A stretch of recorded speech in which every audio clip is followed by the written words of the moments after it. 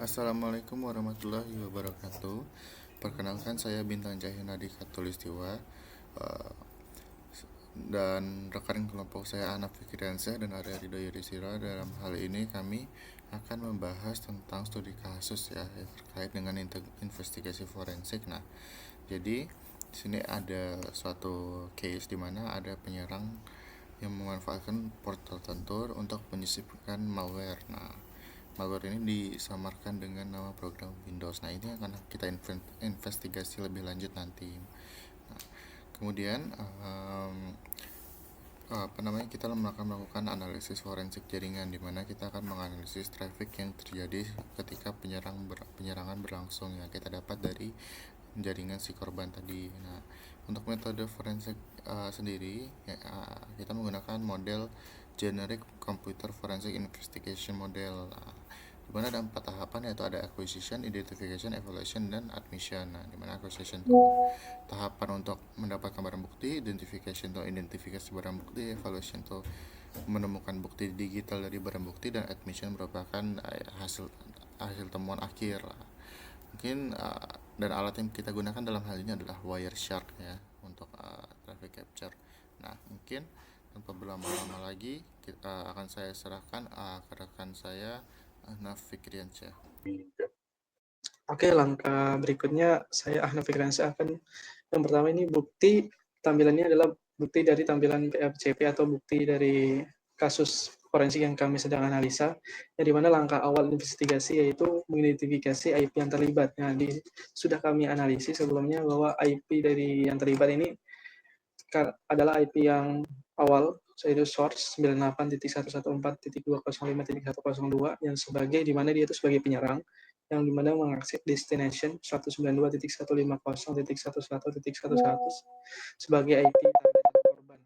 Nah, itu untuk analisis IP yang kami lakukan, dan setelah itu kami analisis IP penyerang ini lokasinya di mana.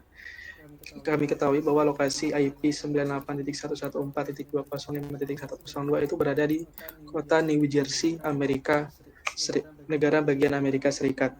Nah, itu untuk lokasi asal awal mula penyerangannya. Lalu kami identifikasi juga nih berapa banyak sesi TCP IP yang ada di dalam sistem ini. Kami ke bagian statistik di Wireshark Conservation, lalu kami tekan TCP 5 dan kami ketahui bahwa di sini ada 5 TCP. Sesi TCP. Oke, dan di berikutnya kami identifikasi berapa lama waktu penyerangan ini terjadi. Dari awal penyerangan sampai ke detik ke 55,6 terdapat user login, yang berarti ini pelaku penyerangan ini udah bisa mengakses masuk ke dalam sistem ini.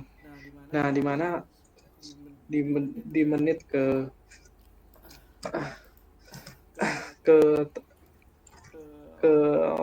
baris 44 atau detik ke-16 penyerang sudah bisa berhasil keluar. Berarti penyerang ini bisa masuk ke situ selama 5,6 detik, dan di dalam sistem penyerang ini sekitar waktunya 10,2 detik.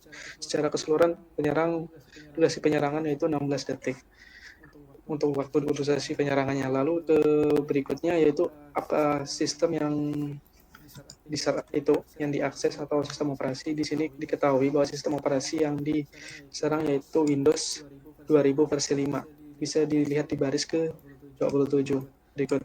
Oke. Dan gimana gambaran sketsa atau gambaran penyerang ini menyerang aplikasi ini di sistem ini atau jaringan ini, di mana penyerang ini dia akan mengakses dari sistem operasi Windows, ya kan? Dia berusaha untuk masuk ke sistem operasinya yang dimana Windows, dimana dia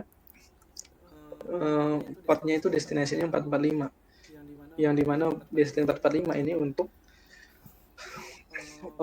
file printing sharing dan Windows file. Nah, itu digunakan buat penyerang ini mengakses untuk bisa masuk ke dalam sistem yang ada ini. Nah, setelah masuk, penyerang itu menyisipkan beberapa hal, yaitu malware, untuk bisa masuk dan mengambil data-data yang terdapat dalam sistem ini. Nah, ini kode yang dimasukkannya untuk bisa masuk.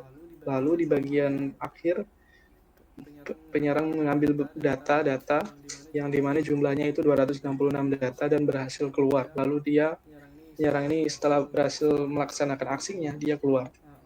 Untuk itu saja yang bisa saya sampaikan. Untuk langkah investigasi selanjutnya saya serahkan ke rekan saya selanjutnya, Arya. Jadi waktu dia ngambil di sel code tuh, dia masuk ke dalam ke port atau open 0.0.0 dengan port 8884, itu dia mengambil echo user 1.1. Dia masuk ke dalam user 1, kemudian dia mengekokan lagi, mengambil ssms.exe. Nah, ini dia ngambil nih dari perintah dari si hacker ke komputer yang terinfeksi. Kemudian setelah itu dia keluar dan mengambil lagi atau mengdelete ssms.exe yang aslinya. Setelah dia melakukan tersebut, dia buka lagi ssms.exe yang palsu tadi. Dari situlah dia bisa masuk ke dalam jaringan atau komputer tersebut. Setelah itu honeypot ini bisa dilihat kalau dari Wireshark ini adalah sebuah honeypot yang dimana untuk memperlihatkan apa yang dilakukan oleh seorang hacker dalam jaringan tersebut. Kemudian malware yang dipakai dalam sini ini malware samaran atau malware palsu, malware yang memalsukan sebuah aplikasi yang sudah ada kayak ssms.exe. Kemudian apakah ini serangan otomatis atau sebuah serangan manual? Kalau dilihat dari time atau waktu yang dilakukan seorang hacker ini untuk masuk ke dalam komputer tersebut dan juga keluar dari komputer tersebut, ini dilakukan secara hitungan detik. Dapat disimpulkan kalau ini dilakukan memakai secara otomatis. Kemudian kesimpulan dari digital forensik kali ini itu dia hacker ini menyisipkan malware. Malware tersebut itu sebuah aplikasi bukan aplikasi sih, mensamarkan aplikasi malware tersebut menjadi aplikasi yang sudah ada di Windows 2000 itu. Karena kerentanan juga dengan Windows lama atau Windows 2000 ini, bisa dilihat juga itu yang buat Windows tersebut gampang terinfeksi, dan juga kelemahan dari port 445, yang dimana port 445 tadi sudah dijelaskan oleh teman saya Anap, itu tempatnya file sharing dan juga printer buat ngeprint gitu. Jadi tidak di itu atau di open. Jadi dari kesimpulan tersebut begitulah selesai dari digital forensik kami. Assalamualaikum warahmatullahi wabarakatuh.